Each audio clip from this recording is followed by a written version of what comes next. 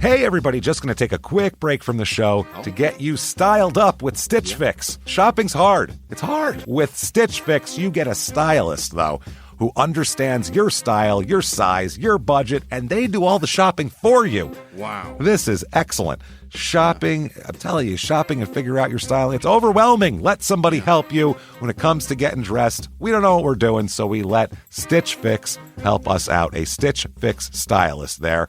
They know what works on us. We get the prices that make us look really good, and it feels good. You get some confidence boost walking around knowing that you're looking decent here. Oh, yeah. Yeah, we just give the stylist our sizes, style, budget preferences. We order boxes when we want, how we want, no subscription or any of that required. And they send called Just For Me pieces as well. Like, maybe you'd like this, and it's awesome. Outfit recommendations, styling tips. You keep what you love, you send back the rest. It's super easy. Yep. You can do it, and we are doing it because it's excellent. Personal styling for everyone. Get started today at stitchfix.com/STM. That's stitchfix.com/STM. Now back to the show. Hey everybody, just going to take a quick break from the show and tell you about Noom. Has Noom helped you? I believe it has. Oh, that's got an app. You can do tracking. It's terrific. It does. And Noom builds personal plans that can meet individual needs. That's the thing. Takes into account any dietary restrictions, medical issues, other personal needs. That helps build a plan that works for you. And yes, so I know that you've had your own personalized program here that you've been working on. And it's weight loss This is weight loss results that last. They stick around because you get yourself into a lifestyle change. That's what matters. That's mainly it. You can't just say, I'm going to cut that out for a month and then go back to it. That's not what it is.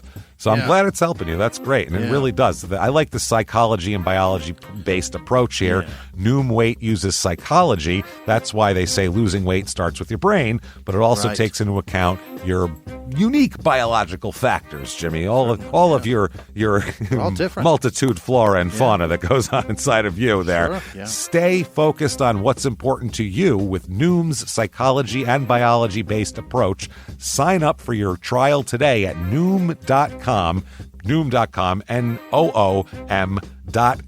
here. Based on 3.5-year study of actively engaged Noom users with minimum starting BMI of 25. Individual results may vary. Visit our website for more information.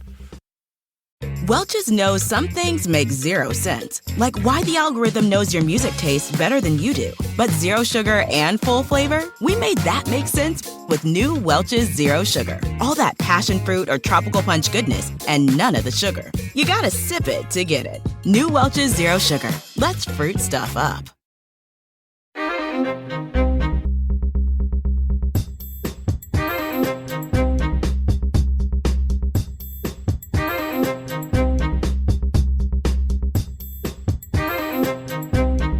Hello, and welcome back to Small Town Murder Express. Yay, and choo-choo and all that. Yay, indeed, and all aboard the murder train, everyone. We're pulling away from the station. My name is James Pietragallo. I'm here with my co-host. I'm Jimmie Whisman. Thank you, folks, so much for joining us on a crazy edition of Small Town Murder.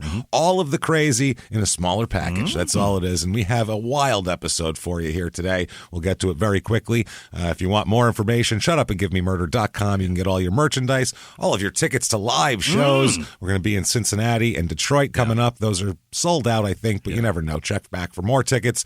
If you want even more Small Town Murder, of course, listen on Thursdays and check out Patreon.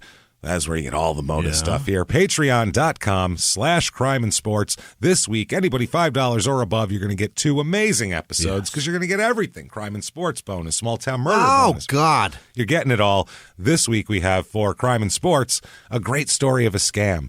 A guy who showed up at a NASCAR race. And we're not NASCAR guys, but showed up at a NASCAR race out of nowhere, faked credentials, crashed like 5 times during this race, then disappeared, and no one ever knew who he was.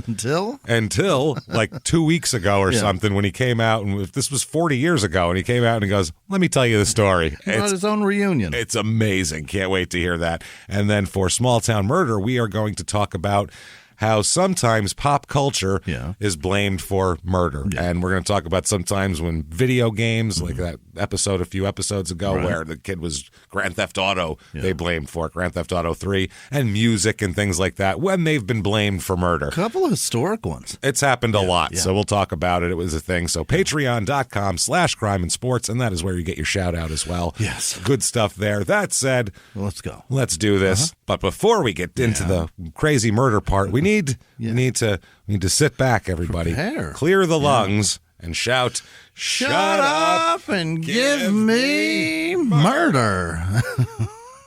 That's right. Let's go on a trip, Jimmy. What do you say? Let's do this. We are going all the way down to Texas today. Oh, yeah. Back in Texas. Here we are. We are going to north central Texas here in Aledo, Texas. Aledo. And it's Aledo. I looked it up. I'm sure there's some alternate pronunciation, but that's the way the rest of the world says it. Yeah, it's Aledo, even though there's an E. Yeah. You never know with Texas because it's they're going to go their own way. So this is in north central Texas. It's about 50 minutes outside of Dallas. Okay. So you can commute to Dallas. Yeah. And that's what's happened here because right now the population's about 5,000. Wow. It's doubled since 2010. Is that right? So it's, people going because you can commute to Dallas, basically. And Dallas has gotten, holy shit, expensive. It's expensive. And even here, median income here for a household, it's normally in the country, it's about $54,000. Here, $83,409. They're doing great. So this is like kind of an affluent area, 50 minutes outside the city, nice suburb, that sort of thing. A little tiny drop of history. A post office established in 1880 by Littlebury Rudolph Fawkes. What did he do? He had the coolest name ever. That's what he did. Littlebury Rudolph Fawkes. That's amazing. Yeah, it's not bad. Littlebury Fawkes. I like this guy. Rudy Fox is a good name. He doesn't even need Littlebury. Fawkes is Fawks. What? Like Hawks, but with an F. Fawkes. Very cool. He Fox. That's like a you can say that in front of your grandma. No one knows what you're talking about. So 2 years later, the name it was named Parker at first, and then they changed it to Aledo because it was a suggestion by the Texas and Pacific Railroad, who happened to be from Aledo, Illinois. Got it. So he said, "Why do you name it Aledo?" Yeah, we like it back there. I know the name of a town. I've been to one. So right from this is from the website. If you want to know what Aledo is now. What is it? Okay, it is this, quote, Aledo is a dynamic city, combining its historic past with recent award-winning accomplishments in water, sewer, and highway improvements.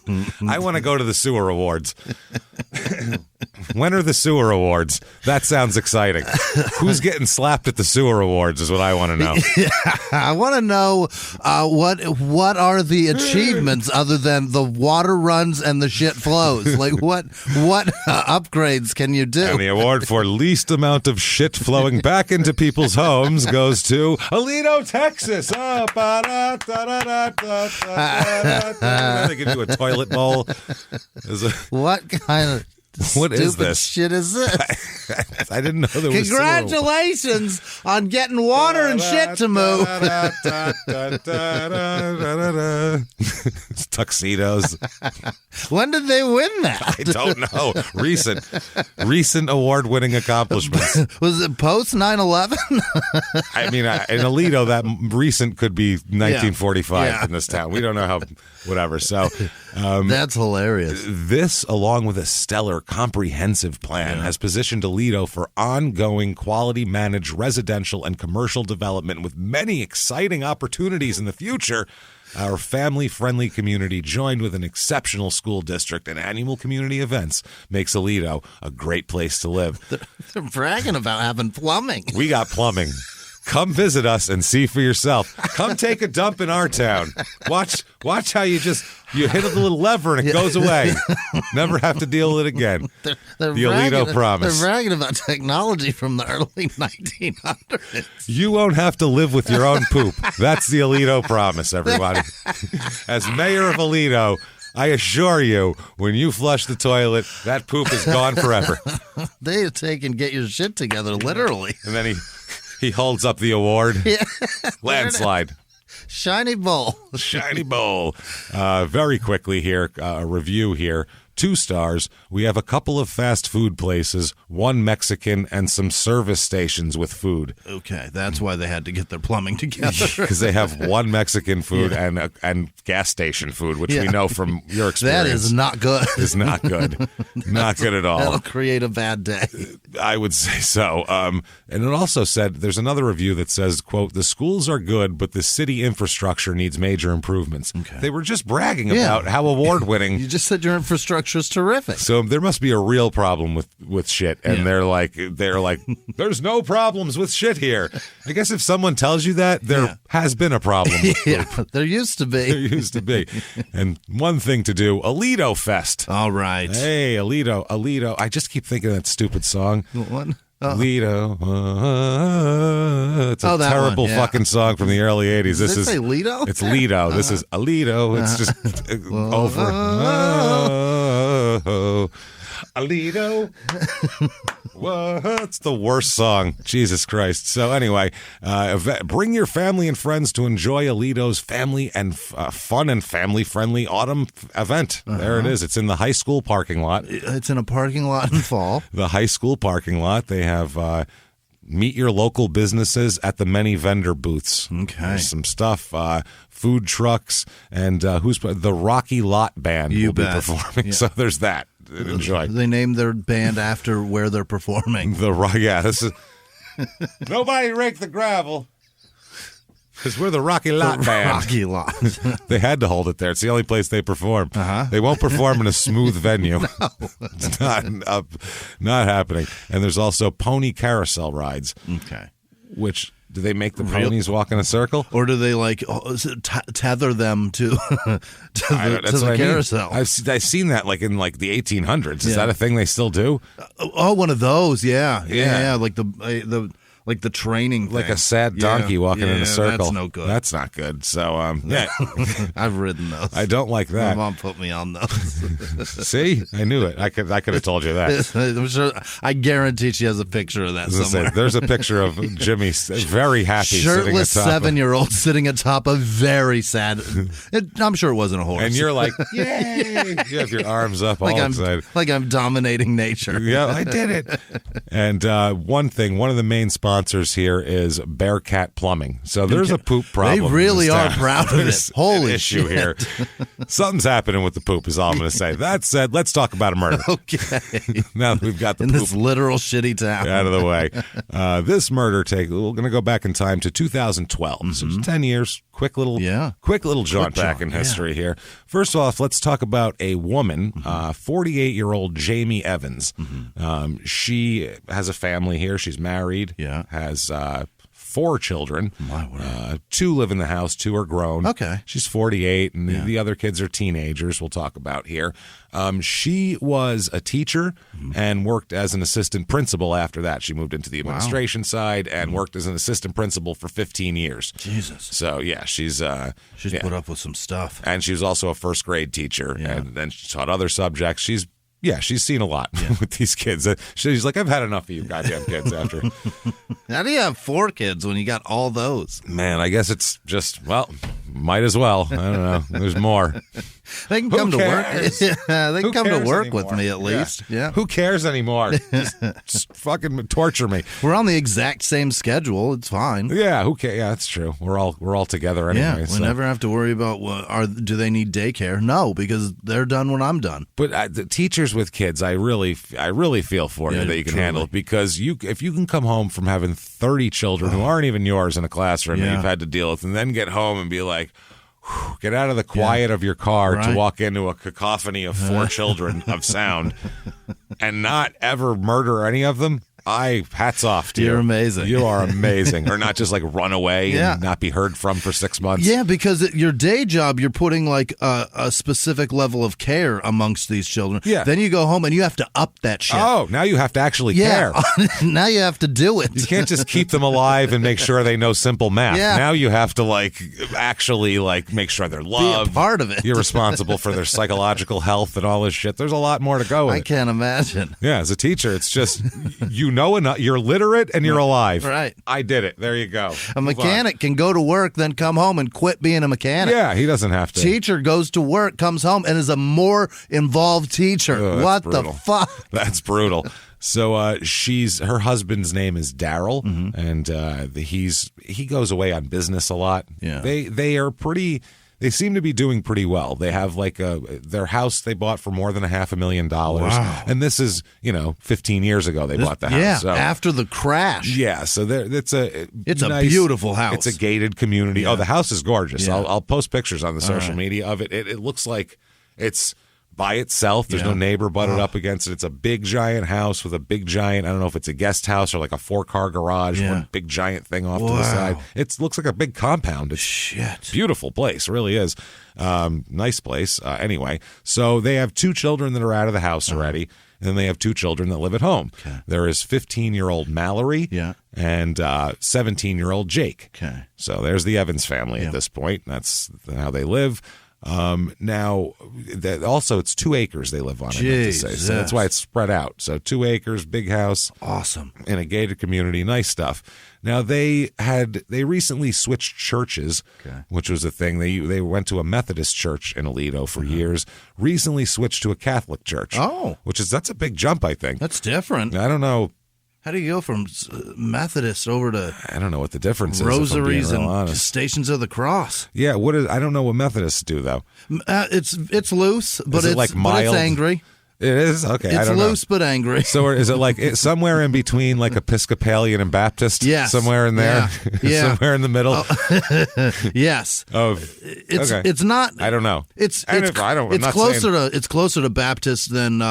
By the way, we don't know anything about this. Someone's going to be like, no, it's this, and you're right. We don't know. So never mind. Moving on. Just based on the people I know who have done it. Okay. And it's different in that terms. Like, Catholic is fucking, regimented. You know what you're doing if you actually do it. If you're involved. Yeah. I don't know if it's intense. I don't know if the Catholic Church is different, but like growing up in New York, the church is like you have your old people who are. They're mad that they switched the services out of Latin still. They're like, this is fucking ridiculous. English I got to hear now? I don't want to understand this for an hour and a half. There's those people and the people who are like, I mean, you go on Christmas. Yeah. And they're, Easter. And That's Easter. And the rules are, you just go to confession. Don't worry about it. It's like they're not real. We'll get you baptized and we won't see this place again for another 6 months. You do your confirmation. Somebody buys you one of those little medals. You wear it on a chain till you die, and that's how it works. And hopefully that was enough. That's it. So that's pretty much how they do it. So I don't know if this is different. Either way, they went to the schools in the independent school district, Aledo Independent School District, but both a couple years ago, the beginning of this of January 2010, so the beginning of the 2010 year, 2 years before this. They took Jake out of high school and Mallory out of middle school, and she retired or quit her job because Daryl's business was going very well, doing great. So Jamie quit her job and homeschooled the kids. Awesome. So I mean, she's a teacher, so she actually knows what the fuck she's doing. That's I'd rely on that. Yeah, she actually knows how to set up a lesson plan and do all that. Some people. Some people do that well, and some people and the lesson plan's probably most accurate. It's probably pretty good. So either way, they're home, and everything seems to be fine. Yeah. They said that Mallory, she just was like a teenage girl who were usually kind of quiet around adult strangers, so nobody really knew too much about Mallory at the time. But Jake, they said, was quiet kid, stayed out of trouble. People in his class called him, one person called him the nicest kid, but really quiet and shy, but just real nice. And they're just mild people. They said that everybody says they're pretty devout in religion. Okay. I mean, enough to switch churches, enough to not just be like, we'll just go whatever, who cares? Enough to have an opinion, enough to be somewhere else. Enough to actually look into it and go, actually, I was looking at this. I like this better. Yeah, so, whatever. So everything seems to be going well. On October 4th, 2012, now this week, Jake's been hanging out, and he's been watching Rob Zombie's remake of Halloween a whole bunch of times. Yeah, I remember when that came out. Yeah, from around that time period. It's 5 years early. It came out in 2007. Yeah. So anyway, he's watching this, and he's into that and hanging out, and him and his sister are hanging out one time. This week he gets in a fight with his sister. Okay. Not a physical fight, but an argument. Teenage shit. She said something. She made a racist comment. Oh boy! And he got mad at her for it, and so they had like an argument. They had like an All in the Family Archie Bunker argument with his 15-year-old and a 17-year-old. Sure. And, that happened that week. So kind of a typical week for them.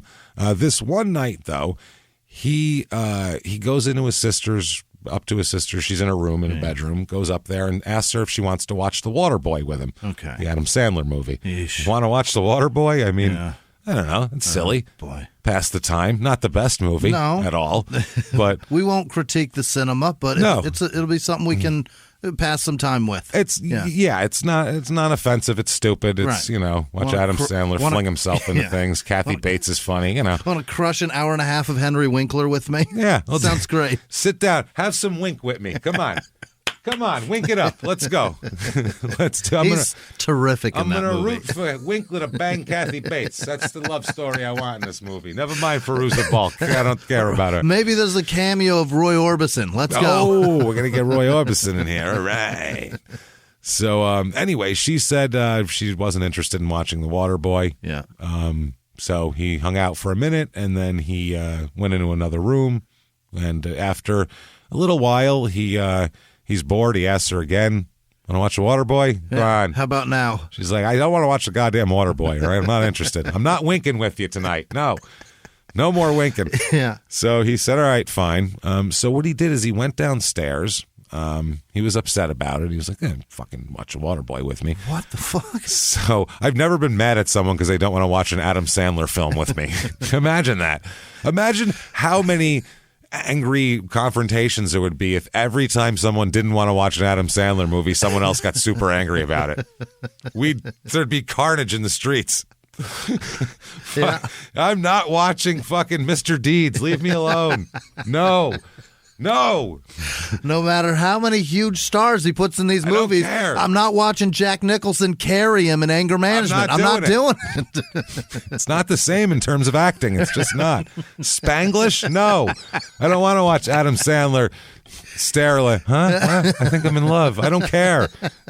Hit yourself in the head with something stupid. Where's your guitar, Sandler? We'd have mass carnage if this was going on. So he goes downstairs.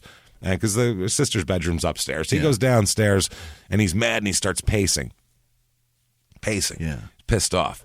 Wearing a hole in the carpet. Back and forth, pacing, and then he says, I'm going to grab this. He grabs his dad's knife. He says, I'm going to keep this with me. Okay. I'm pissed off. Yeah. I'm telling you, he's very sensitive about Adam Sandler, apparently. I can't believe The Waterboy is this important to him. It's really important. I think this kid's lonely, is what it sounds like. But still, I think it's like Sandler. A 10-year-old movie, man. Calm down. At this point, it's fucking 15 years old. It's a 15-year-old movie, 13-year-old movie that, they played on TBS constantly, so you could really watch it at any time. Everyone's seen The Waterboy multiple times, whether they wanted to or not. He's just pacing, screaming H2O. Fuck. Water sucks. Then he ran in and he threw his body at his sister and said, "Don't talk about my mama like that." And very upset. Mama said, "Watch The Waterboy." Oh my God! So no, he gets very angry though. Literally, he's pacing back and forth for 30 minutes. Jesus! He goes downstairs, wanders around for about 30 minutes. It's a third of the movie. Could have watched a third by now. He could have been on the team by now. Yeah. Literally, he's on the team.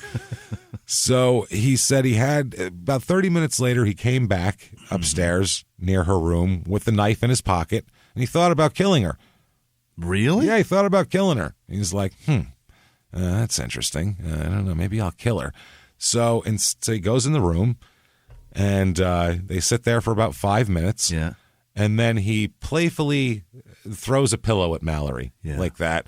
And then they have a pillow fight. Okay. Which is a way better. Much safer. Way better way to handle. By the way, we've never had a scene in Small Town Murder where a guy's got a knife in his pocket and he's like, I'm pretty sure I'm going to kill this person. They go in and then have a pillow fight. We've never had that before. Is that the most innocent, nice thing we've ever had happen on this show? If every murderer ever just decided on that as the option, things would be much better in this world. Imagine how long it would take to pillow fight someone to death. You'd die from exhaustion of doing it before they would die from the blows from the pillow raining upon them, right? That's what Hitler should have thrown to all of his soldiers, pillows. There you go. Yay. That's what the Nazis were going in and having Nazi and Jewish pillow fights. Not taking you to the camps. Here's a pillow. It's fluffy. Arm yourself. Arm yourself. Could have saved the whole world. World War II, everybody. Would have been the most fun World War ever. Oh, it would have been great. We're going to meet on the field of battle and fight with pillows. Then afterwards, we're just going to have like snacks and, we might watch a movie or something. The Waterboy's coming on. It's going to be fun. The beaches in Normandy would have been way cooler. Oh, way nicer. Feathers, they'd still be picking feathers out of the sand. So they have a pillow fight. Yeah. So, he thought about it, but still, even as he's having a pillow fight with her, he's like, yeah, he thought about it. He's like, if I do kill her, he goes, I don't want to really feel anything. I don't want to hurt her, but right. I definitely do want to kill her though. I want to exact my rage. But not really, because I don't want her to feel it. I just feel like maybe I should kill something or somebody, and if I do, sister's close to me, right? And she's been pretty nice, and this pillow fight's fun, so I don't want to really hurt her. Yeah. So he was like, I can't stab her with this knife or cut her. That's terrible. Yeah. That's awful. Ridiculous. I mean, obviously, that's a terrible thought for anybody to have. The suspense is insane right now. So he went in his room and he goes, this is much better. And he puts the knife down. He goes, this is terrible. And he picks up a .22 revolver that he had stolen from his grandpa. Yeah. It's like, this is much better, I think, as a murder weapon, than a knife. It's less gross. So he went into his sister's room and he called his sister and said, hey, Mom wants you, because Mom's in another part of the house. Mom's home too. What the fuck? Dad's away in Washington, D.C. on business. He said, Mom wants you. Come here. When she came out of the room, he shoots her with a .22. Wow. Multiple times. Yikes. She falls down but kind of gets back up again. So obviously Mom is wondering, Jamie's wondering, hey, what are those noises? So he went over and shot his mother too. Oh, boy. A few times, 3-4 times shot at her with this .22. But then at that point, he said he goes back. And he goes to see Mallory, and she's up and walking down the steps and yelling and, pissed off and what the fuck, and call 911. An ambulance, And he was, wow, that's what the hell's going on here. So he said he tried to tell her like, oh no, it's okay, I'll help you out or whatever, and then he pushed her down and shot her in the head. Jesus. And then he went back because he was like, well, if Mallory got up from being shot, Mom might be getting up too. So he went over and shot his mom a couple more times too, just to make sure. Just to make sure. What kind of stranglehold do Adam Sandler movies have on this boy's life? I mean, thank God he didn't see The Wedding Singer, because he would have been, in love with Drew Barrymore. Drew Barrymore could have been stalked and murdered, I feel like, at this point with this guy. So this is obviously... This is horrific. Horrific. He's 17 years old. There's literally... His life is over. No reason for this. So... yeah, he doesn't feel good about it. Mm-hmm. He stands there for a minute. Yeah. Obviously, his mother and his sister, they're both dead. Yeah. He's murdered them in cold blood for no reason in their own home. His mom didn't even know. He didn't even ask her to watch The Waterboy. Right. Don't even give her an opportunity. No. She's probably setting up tomorrow's lesson plan, and he's coming in and popping a cap in her. This is... crazy. It's fucking crazy. So he calmly places the gun on the kitchen counter, sits there for a minute, and then calls 911. Yeah. Good idea. And we have his 911, the transcript from that, and it is, let me tell you, it's chilling. Okay. It is, I listened to the audio, and it is fucking disturbing. What does he say? The calm in his voice, you would be it's calmer than you would be ordering a pizza. If you order a pizza, you're like, yeah, you know how you feel like you're on the spot? Yeah. Like when you oh God, the anxiety is insane. Yeah, that's why now I haven't called the place to order a pizza in fucking years. Now there's apps. I don't want to hear about that shit. They're busy, so they're talking really fast. There's all kinds of noise in the background. I'm like, let me get a thin crust. Large pizza. You're like, I'm gonna get you. Let me get a large pie. Anything on that? What do you want? Anything? I'm unprepared.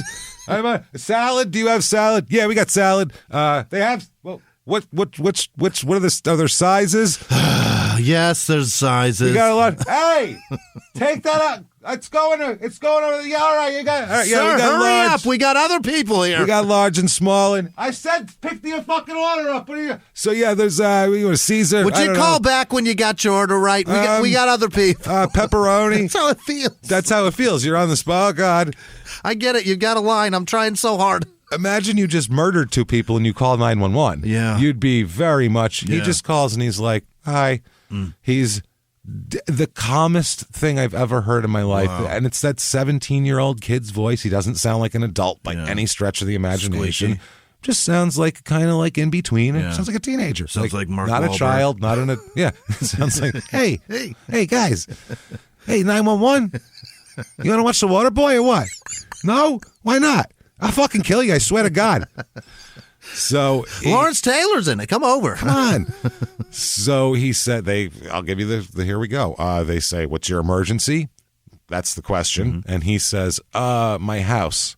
No, okay. Because they said, where's your emergency? And he said, my house. Right. Which tells you. Give us an address, sir. Yeah. And they said, and she said, what's the address? And he gave the address. And she said, what's the emergency? And he said, I just killed my mom and my sister. And this lady, you hear it in her voice, she goes, what? Like, not what because it was just like, my house, like real calm, like, I don't know, there's some like thing, like, and it was just, I just killed my mom and my sister. And she goes, what? And then you hear almost like she's like, there's a pause. There's a pause like, no. There's a pause like, is this a prank or is this real? And she decides to, either way, she's going to play it straight up. And if it's a prank, it's a prank. But if it's real, she's going to actually play it like that. Because if you're like, oh, bullshit, he might hang up. So she says, what? How did you do that? Because she says, what did you say? And he says, I just killed my mom and my sister. How'd you do that? And he says, I shot them with a .22 revolver. Oh, boy. And they go back, and she's like, "Okay, stay on the line. Are you sure? Are you sure they're dead?" Yeah. And he says, "Yeah, they're dead." And she's like, "Are you all right?" And he goes, "I'm fine." He goes, "I'm fine." And she starts asking him here. She said, "I want you to stay on the phone. Where's the gun?" And he says, "The gun's on the kitchen counter. I'm all right." Yeah. He's just real calm. They said, she asked his name and all that. And she said, are you on any medication? And he goes, no, I've been to the allergist. He was at the allergist earlier that day. His mom took him to the allergist.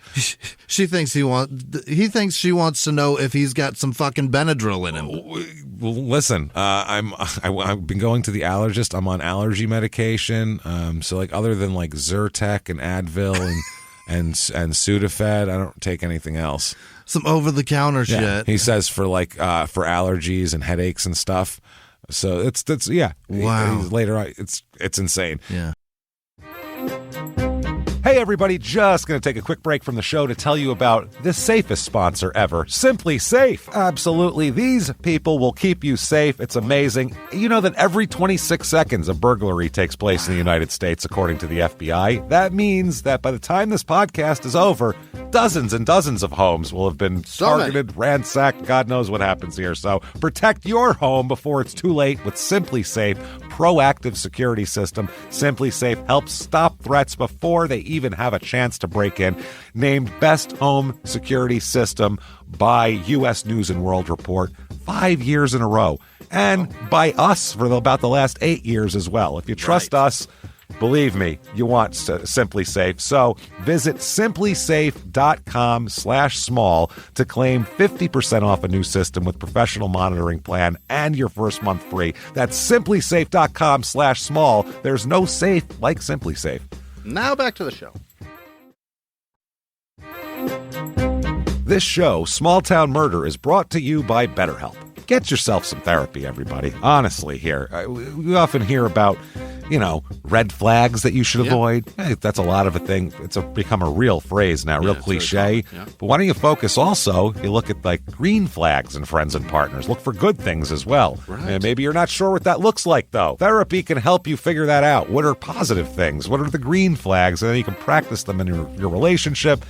It's absolutely a fact. And so, honestly, we absolutely are huge advocates for this. It really, really helps. BetterHelp is fully online, making therapy affordable. It's convenient. They serve over 5 million people worldwide.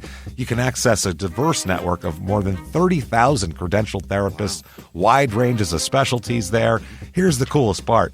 You're not getting along with your therapist, you're just not feeling it, you can switch at any time, no extra charge. Wow. The thing is, they want you to get help. That's it. And you can do it with BetterHelp. Discover your relationship green flags with BetterHelp. Visit BetterHelp.com/smalltownmurder today to get 10% off your first month. That's BetterHelp, HELP.com/smalltownmurder. Now back to the show. She says, is there any reason that you're so angry at your mother and sister? And he said, Jesus Christ, quote, I don't know. It's weird. I wasn't even really angry with them. It just kind of happened. I've been kind of planning on killing for a while now. Wow. And she says, the two of them or just anybody? Yeah. And she's engaging him. Good for her. Because at one point, he sounds kind of like he's trailing off, and she goes, it's okay, honey, stay with me here. Like she's like real no, talk to me. It's because at one point he says something, mixes something up, and he goes, I'm sorry. And she goes, no need to apologize. It's okay. Let's talk. We'll talk through. Don't go hurt anybody else. We got this. Let's get all the information out here. Let's really incriminate you. So as long as you're not frustrated, things seem to go okay. Seems to be all right. I'm watching the Waterboy right over here now, as a matter. Let's watch it together. Oh boy, that Henry Winkler's a treasure, isn't he? So the two of them are just anybody, and he says pretty much anybody, and she says, "Here's the why." Yeah, that's the question. There it is. We all want to know why, and most of the time we never get the answer to that question. Right. So it's interesting. He says, "Quote: I don't know. I don't really like people's attitude," is what he said. I don't like people's attitude. Quote, I think it's kind of very, emotional. They're verbally rude to each other and stuff like that. I don't know. It's just my family is kind of really, I guess this is really selfish to say, but I just felt like they were suffocating me in a way.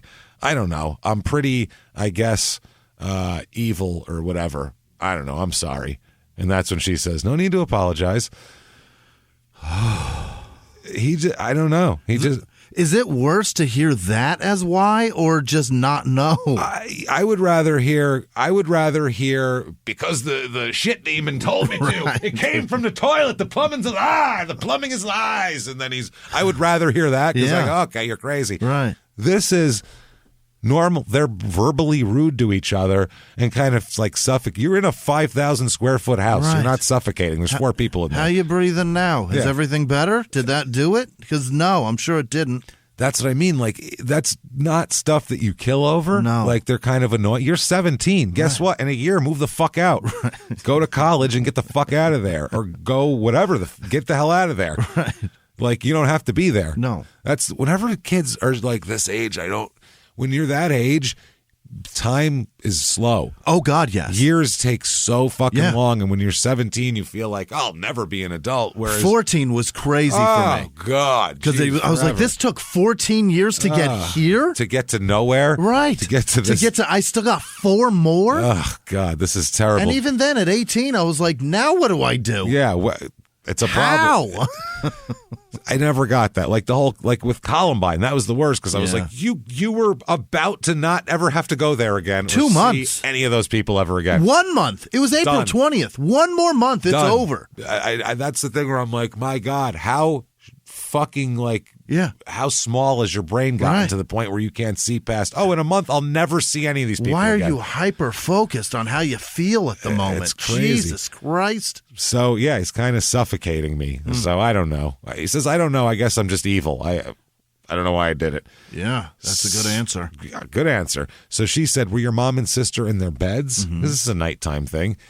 And he says no. And she's like, okay. Then he says, she's like typing. Yeah. And he says, I don't know. This is really going to mess me up in the future. Now you see that? I told my sister that my mom needed her. She was in her room, and she came out of her room, and I shot her.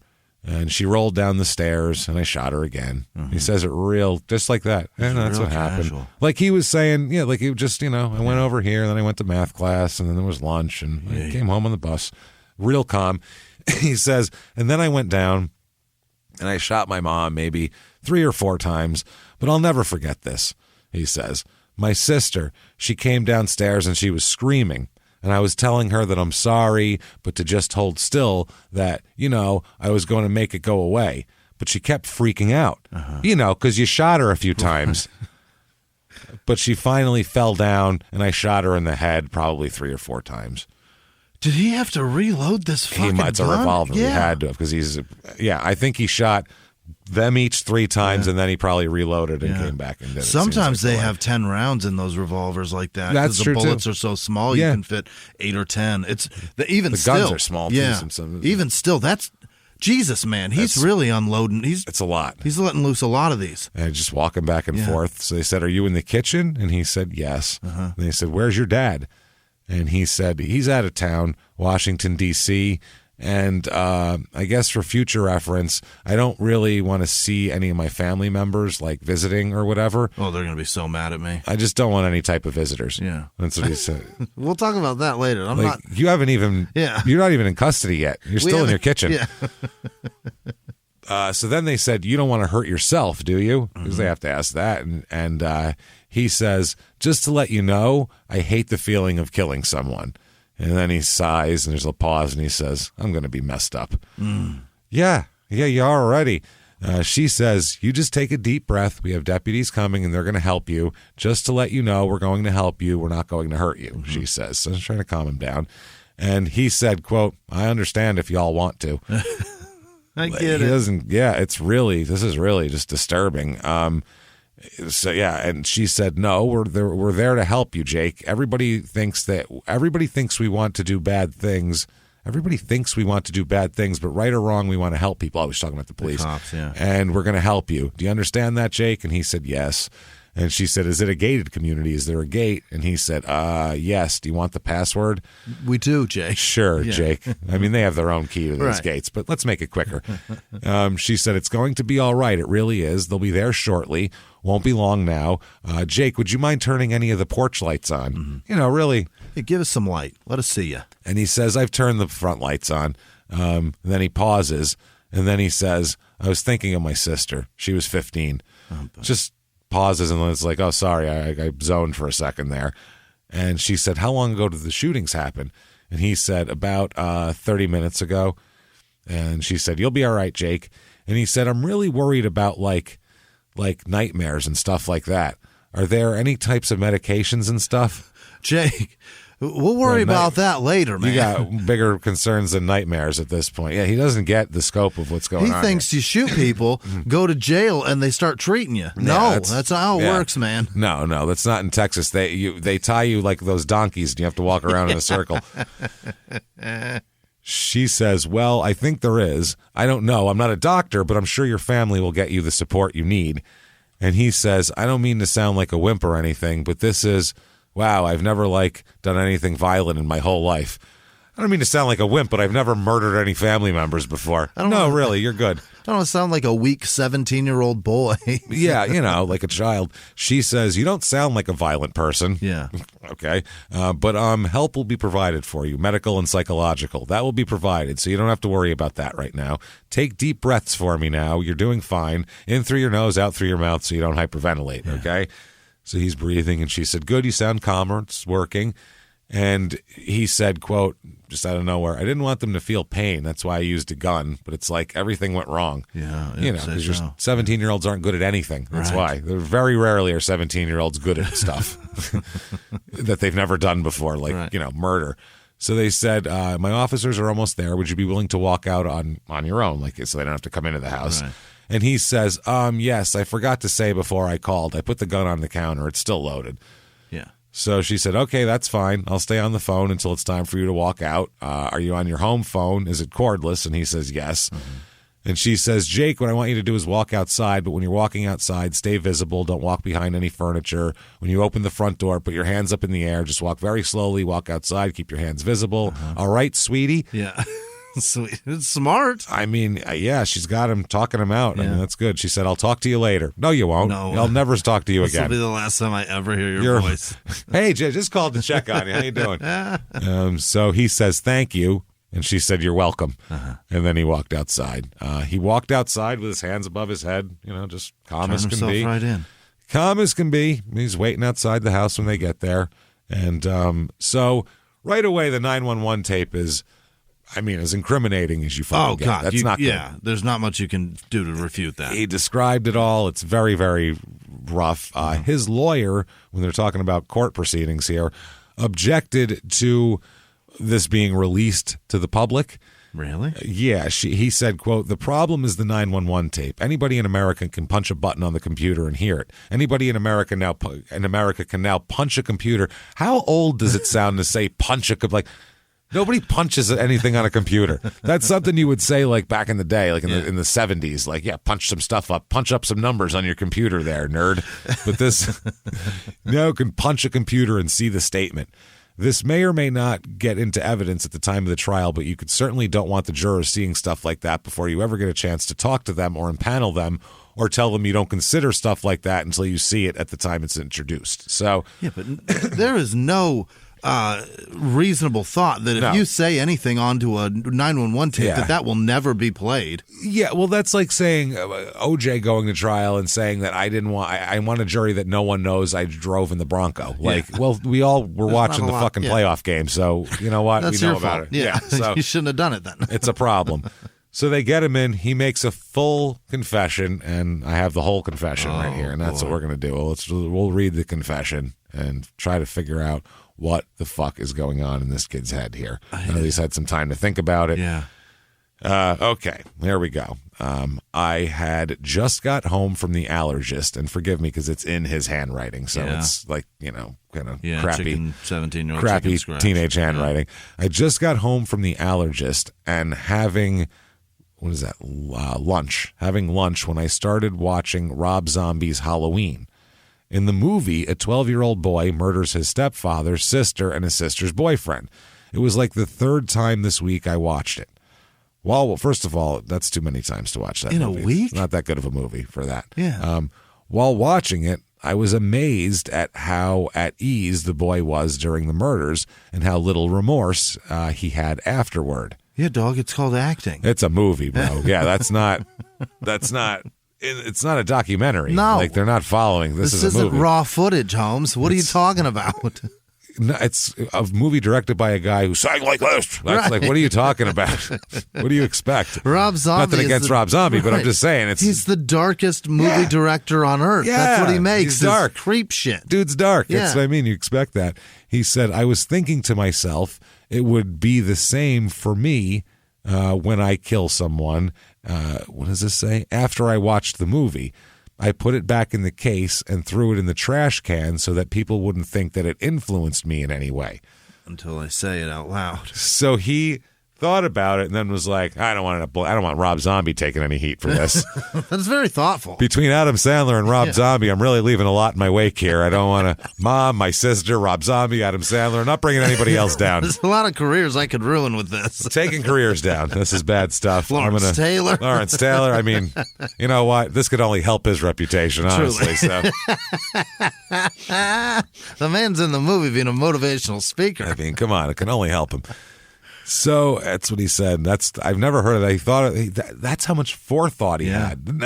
With all that forethought, he never thought, "Oh, this is a dumb idea to kill people." That never crossed his mind. It just was like killing people, sure, obviously, but I don't want Rob Zombie to pay for this. But he's thought to the point of Rob Zombie getting blamed for it, which is really deep into it. That's like 5 steps past. That's after the murder's done. You can already see the murder done. Murder trial, publication. We're talking 2 years later. Yeah. Like, you're really, wow.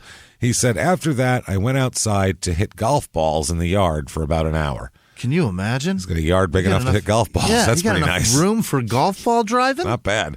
I went inside around 5:30 p.m.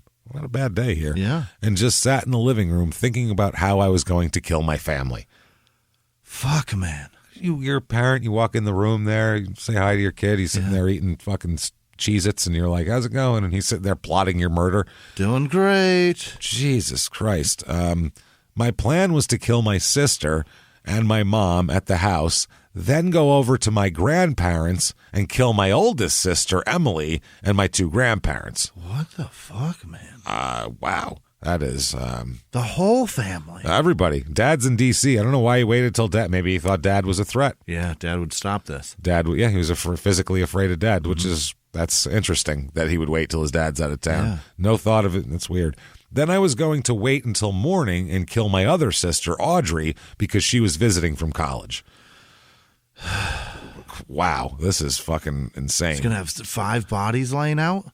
Apparently in 2 different houses. Yeah. After I got up from the couch, it was between 6 and 6:30. So he sat there for an hour thinking about this. My grandma had called my mom to ask if I wanted to go to the cleaners with her. Well, that sounds exciting. I went, and while we were in town, we got dinner. So your grandma took you out to dinner. Yeah. That sounds nice. I'd love to go out to dinner with my grandmas. They're both dead. I'd love that. Thanks for running an errand with me. I will buy dinner for us, and we can roll. This is what a fucking thought. He's hitting golf balls. I'm going to murder you in a little bit. He's hitting golf balls, having dinner with grandma. This is a nice day. So we made a quick stop at the post office. Then she dropped me off at my house. I took my dinner to the pool house.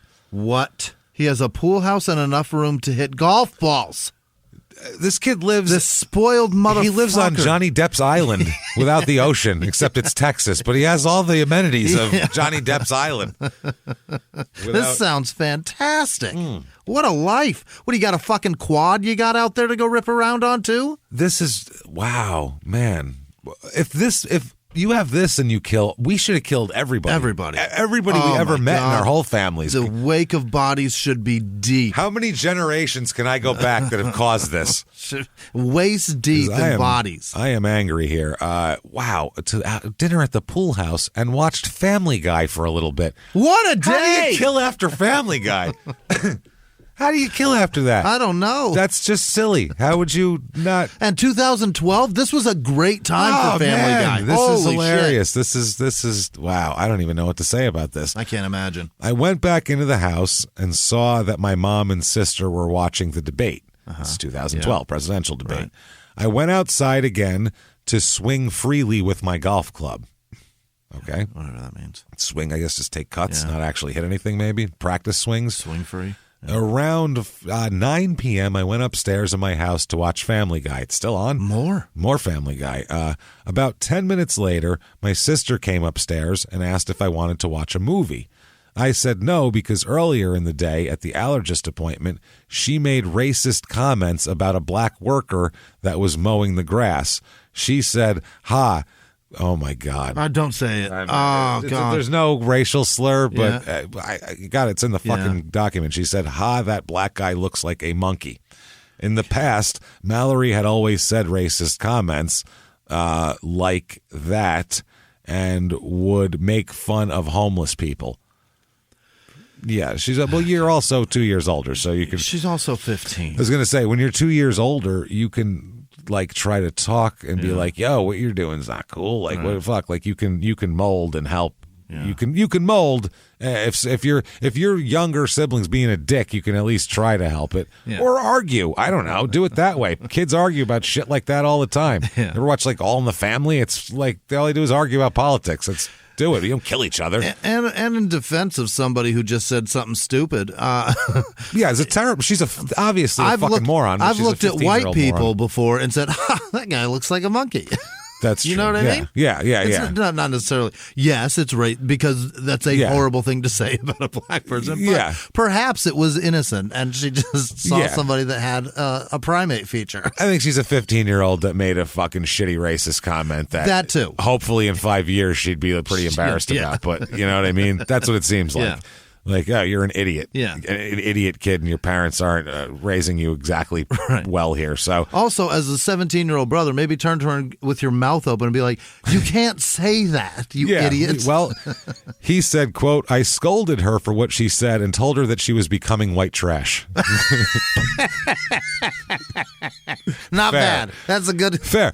That's it. That should be the end of the argument. Yeah. Blah, blah, blah. Well, you're turning into white trash. And then the argument continues and goes on. That's what it should be. But we continued arguing in the doctor's office. And when we got back into the car, I told her to look up the word lynching and to see if she had the same opinion about black people. Yeah. She then said that she would never be a part of a lynching, but is still racist. She said, I'm not like lynching racist, but I just don't like black people, was her response. Weird. I then said that she makes me sick and called her a racist bitch. That is something after I told her I didn't want to watch a movie. She went to mom and I went down. She went to her room and I went downstairs to my parents' closet and got my dad's blue foldable knife. Okay. I went back upstairs and kept pacing back and forth, imagining killing Mallory. Jesus Christ. For the violation of being what he deems as racist. Oh, dipshit is what she is. She's just being a dipshit. She's 15, man. Yeah. Thoughts of causing her pain kept entering my mind and were really bothering me. But then I'd think about the times she hurt my feelings or really pissed me off. Mm-hmm. So finally, around 9:30, I knocked on her door and asked her if she wanted to watch Waterboy. She said yes and sat on the couch beside the sofa I was on. See, before it said no in the court documents. But I told her that I was going to the art room to get a pin. A pen, maybe? It's PIN, but I don't know. When I was in the art room, I stood there again imagining killing Mallory. After 30 minutes, I finally went into the room and sat on the sofa with the knife in my pocket. She had no idea. I sat for about 5 minutes, then playfully threw a pillow at Mallory. We started having a pillow fight in the room. After a while, I thought to myself that if I were going to kill my mom and Mallory, I wouldn't want them to feel anything. So I decided to kill them both with the .22 revolver I stole from my grandpa. I told Mallory I needed to go downstairs for a little bit. After I saw that my mom was in the study, they have a study. I went to my closet, misspelled, by the way, with an I, really? Closet, and picked up his grammar. And his grammar and spelling is terrible. Maybe but mom's not doing so great. Maybe that, or also he's a lazy dipshit. Yeah. He's also, I don't know, maybe your grammar goes away when you're in a police interrogation room. And picked up the pistol. I set it on the bed and was nervously opening the cylinder over and over again. Jesus Christ. I then spent probably over an hour walking nervously around the house, thinking how life will never be the same and how I would never see them again. Well, just don't do it then. Contemplating consequences. Yeah, so you know what you're doing. Yeah. Around 11:15, I went upstairs with the pistol and stood there for about 5 minutes. I knocked on the door and told Mallory that Mom needed her. She came out and out of the corner of her eye saw me pointing the gun at her. She thought I was joking and told me that I was freaking her out. I shot her in the back and then in the head. Oh, boy. Jesus. I ran down to the study and shot my mom 3 times. Fuck. In shock, I ran to my room and was screaming at the top of my lungs that I am really messed up and that I killed my mom and sister. I emptied the shells. Jesus. This is where he reloaded. On my bed. I heard noises and realized that Mallory was still alive. While I loaded the gun back up, I was shouting that I was sorry, and then I ran as fast as I could to kill her. I then made sure my mom was dead and shot her again in the head. Fuck. After the shooting, I walked outside for a few minutes, then came back inside. Very shocked and scared, I placed the gun in the kitchen, on the kitchen counter, and walked into the living room to dial 911. Okay. When I look at people, especially teenagers, I see them as being very cruel to one another emotionally. It seems that their favorite hobby is picking on someone else. The people who are bullies and racists and full of themselves are the real evil ones, and it amazes me because those are those three qualities are extremely common today. I was very sad because I felt like my own family were becoming the people I hate. I know now, though, that I'm done with killing. Well, that's good to know. Thank God. It's the most dreadful and terrifying thing I will ever experience, and what happened last night will haunt me forever. You're not supposed to experience it, man. Dude, what Jesus the fuck? Christ, bro. How many people come from families that you don't agree with their leanings on any, like, Right. That's so common. How do you? That's what makes us people. Is that we're so different. Well, you might be try to talk them into your side on either wherever you are. Try to talk them into. I don't know, but or don't talk to them anymore. There's a lot of options here besides let me shoot them in the head instead of watching The Waterboy. Wow. I rarely say this, but watching an Adam Sandler film a much better option than killing your entire fucking family here. So, Jesus Christ, at the court hearing, he has a bond hearing, and his dad testifies that Jake has no money or no income, and Daryl does not plan on posting any bond or doing anything to help his son here monetarily. Well, no, I'm not. No, I'm not. Yeah, you killed everybody. You took everybody. So the question is competence. His lawyer is saying he doesn't think he's competent. So he is ordered. They actually delay the whole thing because he's ordered to a state mental hospital. He's there for months. Really? Because he was ruled incompetent to stand trial at first because they had to figure out what the fuck is wrong with this kid for a second. Yeah, why'd this happen? So a competency evaluation said that eventually he was restored to full competency. Okay. And he was scheduled to go to court.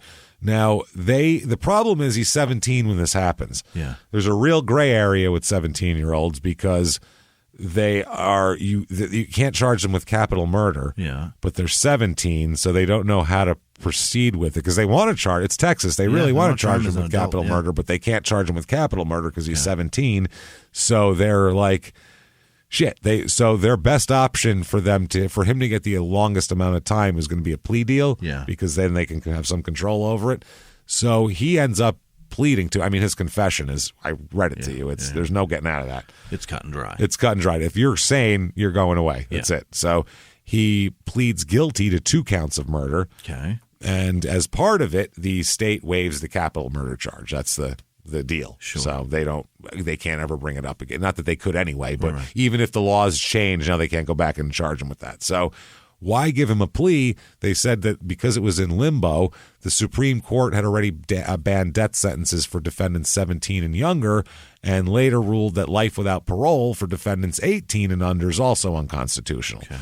So they had they couldn't hit him with that big gun of life without or death penalty. So in Texas, the only Texas options for that's all you could do with like teens accused of capital murder. What the fuck? So the state legislature was trying to figure out what to do with that. And one of the guys said, we weren't sure whether the fix is going to hold up and stand constitutional scrutiny. So they just scrapped it and they didn't know what to do with this kid. So this was the best solution. Even his family said this seemed like the best solution.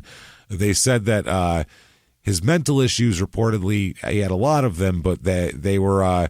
They said that his lawyer said that they were significant enough that he couldn't stand trial, but not significant enough to be called. I don't believe so.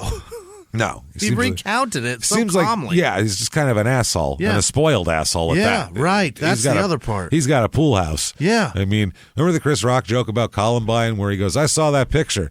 There were 6 of them. This 3-on-3 with a half court. Yeah. Fuck you. Like you had friends, and that's what I'm like. You had a pool house. You're hitting golf balls. You can't do it. I'm sure your family would have sent you to college. You had all these options, and you fucked it up. I have not a lot of sympathy. And I realize that people change from like I'm not the same dude that I was when I was 17, but.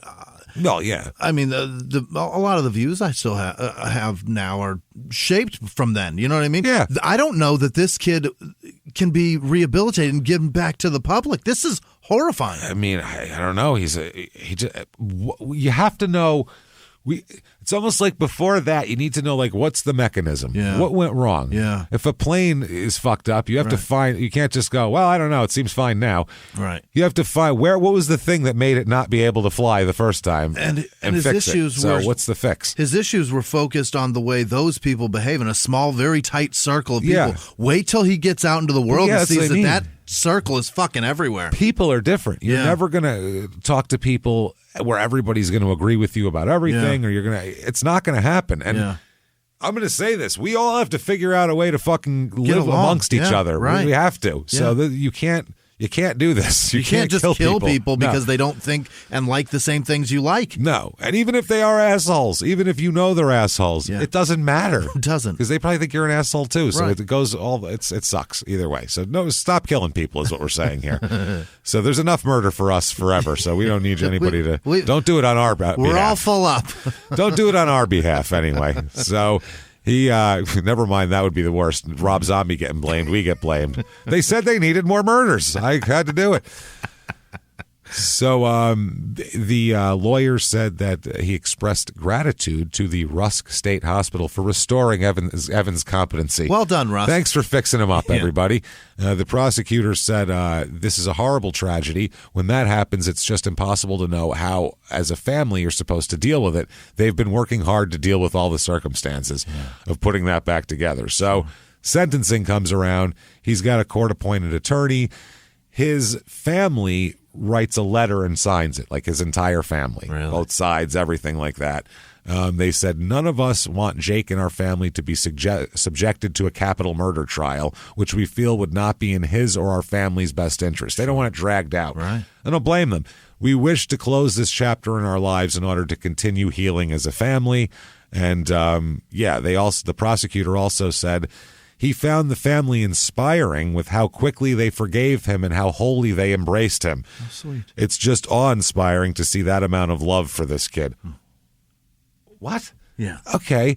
The family, that's very nice that they're a forgiving family, but it sounds a little too loving from the prosecutor. I'm well, I'm going to take the kid out to lunch. You know what? I'm going to take him to the cleaners and out to lunch. But the judge says, you, sir, young man, may fuck off 45 years in prison. Pretty good for him. He must serve at least half of his sentence before becoming eligible for parole. So he'll be given credit for the 2.5 years he spent in a mental hospital and jail when he's awaiting trial. So 2012, 22.5 years. What is that? 2034. That he can be out. Yeah, so another 12 years or so he'll be out. I don't like that at all. So I hope somebody figures out what the hell happened in that kid's head. Because he'll be like 45 and on the street.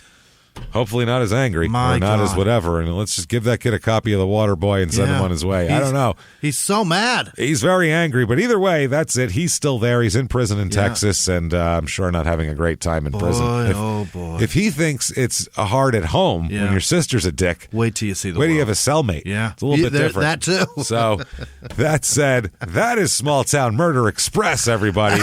You think you're going to have disagreements at home? Let's do that. Wait till you're fucking arguing over somebody shitting 6 inches from your head. Right. Can you fucking give me a courtesy flush while I taste your shit in my mouth from 3 feet away? That is prison. You're about to have some pillow fights, sir. Yeah, that's a different kind of pillow fight. That's Small Town Murder Express. Oh, boy. Thank you so much for joining us for that. Remember, check out Small Town Murder on Thursdays, Crime and Sports on Tuesdays. Of course, patreon.com/crime and sports and get all your information at shutupandgivememurder.com. Pull this thing into the station. Thank you. Yeah. Choo-choo again, all aboard. See you next week. And we're out of here. Bye.